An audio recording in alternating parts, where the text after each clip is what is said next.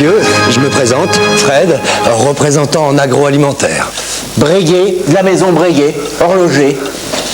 Docteur Guillotin, représentant en rasoir. Vous êtes là depuis longtemps, monsieur Breguet? Je vais vous dire, au moins depuis de bonnes heures. Mais vous avez une montre magnifique, c'est une montre à gousset. Bien sûr qu'elle est belle, c'est une nouveauté, tout juste sortie de nos ateliers.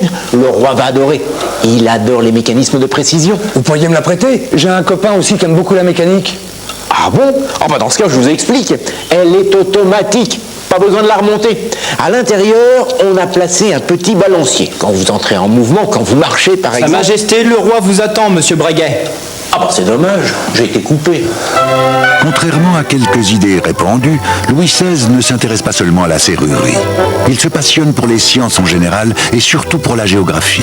Il s'intéresse aussi aux affaires de l'État, mais là, il se montre souvent indécis et influençable. Ça le passionne beaucoup moins que son aïeul Louis XIV, qui était un roi très consciencieux, très travailleur.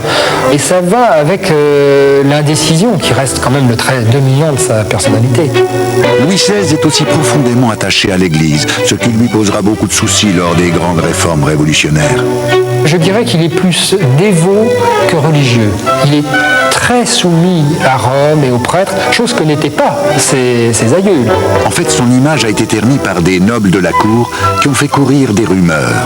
Son impuissance sexuelle, le doute sur sa paternité à la naissance du dauphin ou encore les infidélités de Marie-Antoinette. Ces privilégiés de la cour ont en quelque sorte scié la branche sur laquelle ils étaient, parce que ce sont eux qui ont vraiment ruiné l'image du roi dès avant la Révolution. Grossière erreur.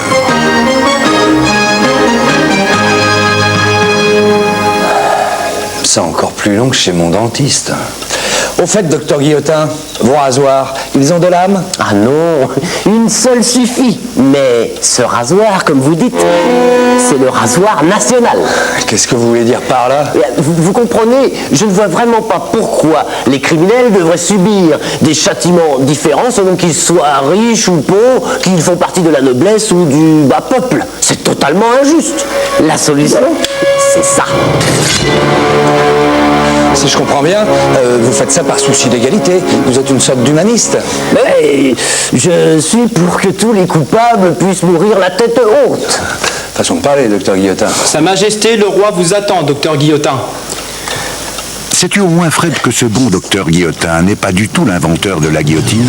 L'engin a été mis au point par l'un de ses confrères, le chirurgien Antoine Louis, qui s'est inspiré d'ailleurs d'une machine qui existait déjà en Italie. Avant la guillotine, seuls les nobles étaient décapités, à la hache ou à l'épée. Les misérables, eux, étaient pendus ou écartelés.